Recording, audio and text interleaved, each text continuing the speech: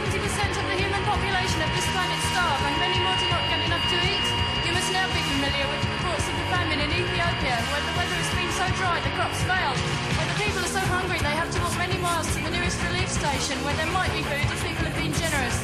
In any one station, at least 40 people a day die, totally shriveled.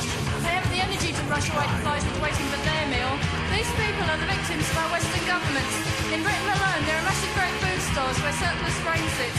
In the EC, there are food mountains. In America, farmers are paid to destroy part of their harvest, while big corporations plunder the third world countries at the expense of the natives. Why is this?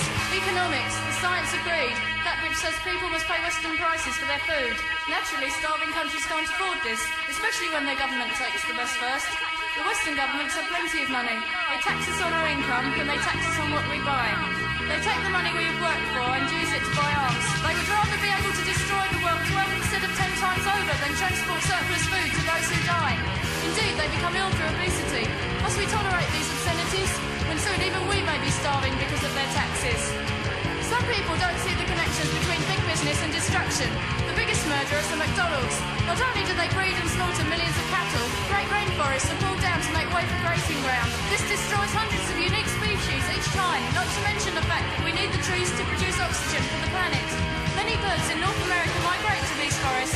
On arriving and finding no forest, they die. The drop in population of birds means more insects, and the Americans' only answer to that is pesticide. We all know about factories who manufacture pesticide. You know about Union Carbide. They're an American company who set up dangerous plants where if anything goes wrong it doesn't matter. Nearly 3,000 Indians are now dead due to their callousness. Thousands of strokes and injuries that will never heal. Innocent people who have done nothing, whose life is not easy. Why? So America can steal food from the starving millions. Nearly all big business is based on exploitation of the worst kinds.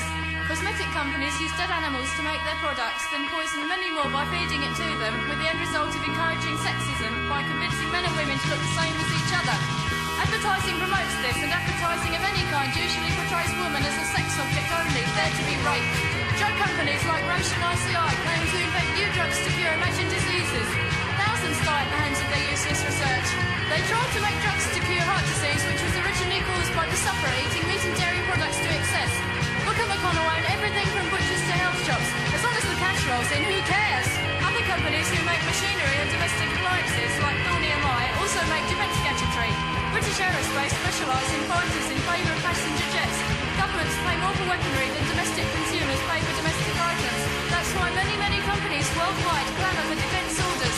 Some would go bankrupt without them. The final industry, uranium mining, sponsored in Britain by Artisan, plunders the landscape, kills the wildlife, exploits the natives and gives them cancer. The product makes bombs to kill all and is used for nuclear fuel.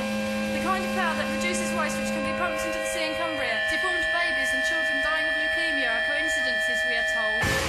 How many more lies must we listen to?